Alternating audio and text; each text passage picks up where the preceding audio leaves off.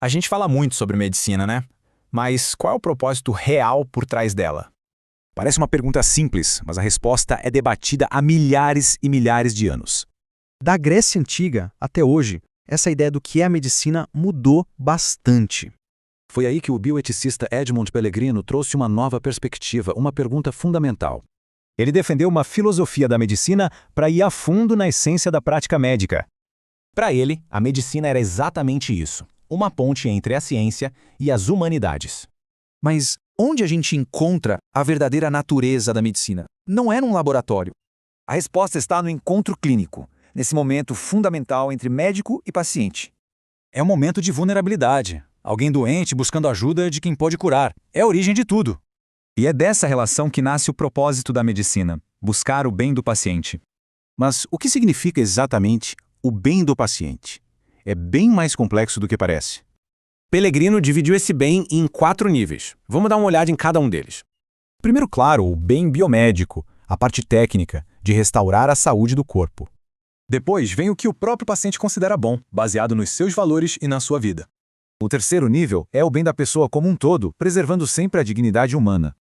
E por fim, o bem espiritual, ligado ao propósito de vida e às crenças mais profundas. Só que essa ideia de um propósito interno fixo, nem todo mundo concorda com ela hoje. De um lado, a visão de Pellegrino. Do outro, a ideia de que a medicina é só uma construção social. O perigo aí é que a medicina pode acabar servindo a interesses externos, até mesmo ideologias. Então, por que essa discussão filosófica é tão importante? Especialmente agora. Porque a medicina hoje sofre pressões enormes, econômicas, políticas e, claro, tecnológicas. A inteligência artificial, por exemplo, consegue sugerir tratamentos com uma precisão incrível. Mas será que um algoritmo entende todos os 4 níveis do bem de um paciente? Isso lembra um ditado antigo, né? A medicina sempre foi mais do que só técnica. E fica a pergunta: com tanta tecnologia, um algoritmo poderá um dia praticar a arte de curar?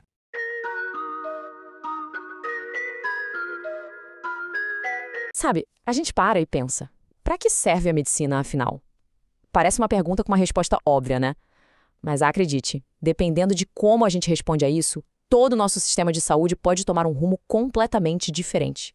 Então hoje, vamos mergulhar na filosofia por trás do jaleco branco e tentar entender qual é o verdadeiro propósito do cuidado. Bom, quando alguém pergunta o que é medicina, a primeira coisa que vem à mente é hospital, ciência, tecnologia de ponta, certo? Mas será que é só isso?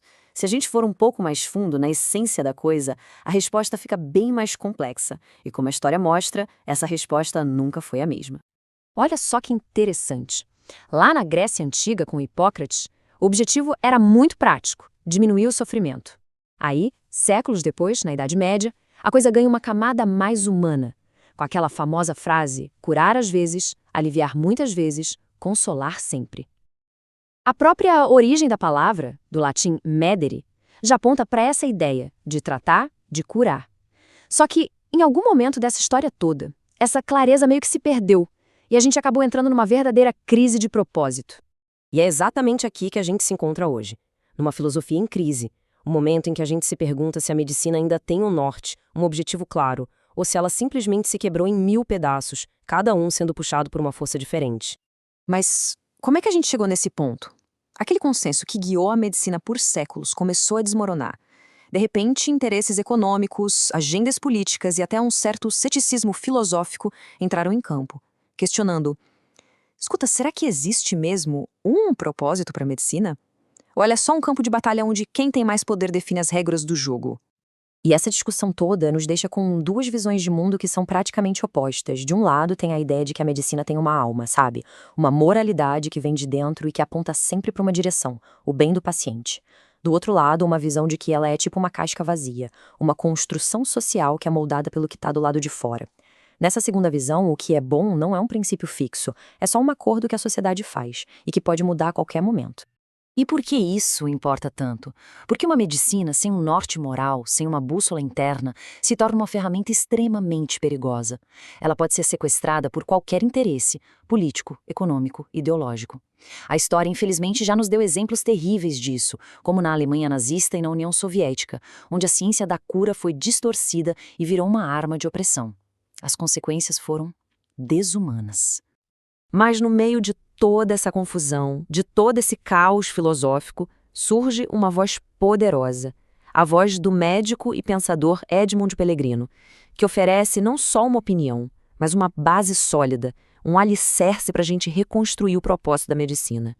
A sacada do Pellegrino é genial. Ele diz o seguinte: a moralidade da medicina não é uma lista de regras que a gente importa de fora, da lei ou da sociedade. Não, ela nasce de dentro, da própria natureza do que é ser médico.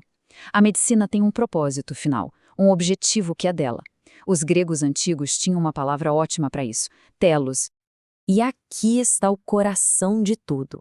Esse telos, esse propósito final de toda e qualquer atividade médica, pode ser resumido em uma única e poderosa ideia: o bem do paciente. Simples assim. Essa, segundo ele, é a bússola que jamais, em hipótese alguma, pode ser ignorada.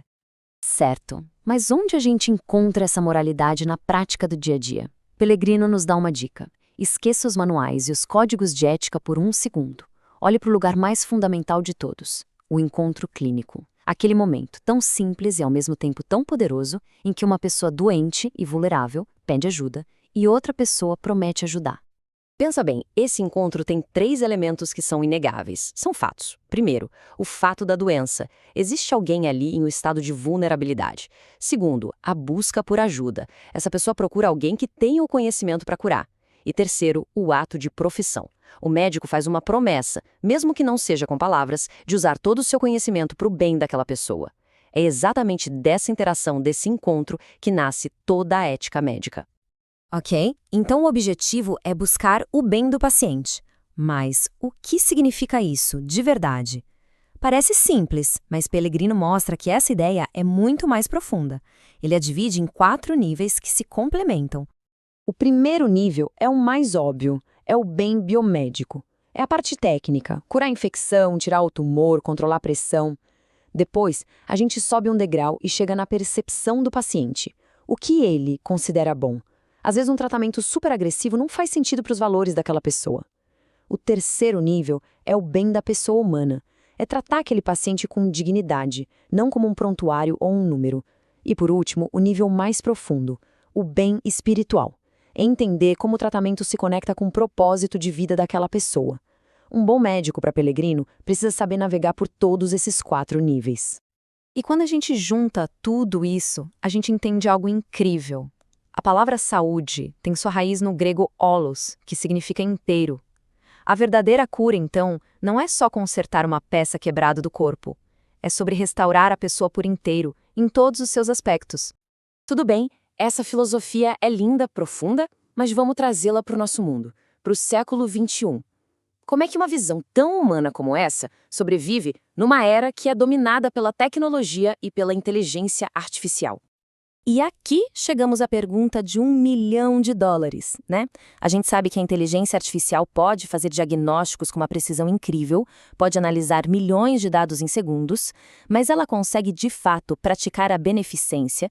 Um algoritmo consegue buscar o bem do paciente naquelas 4 camadas que a gente acabou de ver? É nesse ponto que a filosofia do Pellegrino se mostra mais atual do que nunca. Ele falava de virtudes que um algoritmo talvez nunca consiga processar. A prudência, que é a sabedoria de adaptar o conhecimento a cada pessoa, que é única. A compaixão, que é sentir o peso da doença junto com o paciente e não só ler os dados frios. A confiabilidade, que nasce da relação, do olho no olho. E o discernimento, que é essa habilidade de equilibrar a ciência com a alma de quem está ali na sua frente. Será que um código de programação consegue fazer isso? Tem uma frase do Pellegrino que amarra tudo isso de um jeito brilhante. Ele dizia que a medicina não é só ciência, nem só humanidade. Ela vive exatamente no encontro dessas duas coisas. E é essa mistura que a torna tão poderosa e, ao mesmo tempo, tão complexa. Então, no fim das contas, a reflexão que fica é essa. Conforme a medicina avança e se torna cada vez mais poderosa e tecnológica, o nosso maior desafio não é descobrir o que ela pode fazer, mas sim decidir o que ela deve ser. Como é que a gente faz para proteger o coração humano da medicina? Talvez a resposta comece em lembrar, em cada consulta, em cada exame, em cada tratamento, por que essa jornada toda começou. O bem do paciente.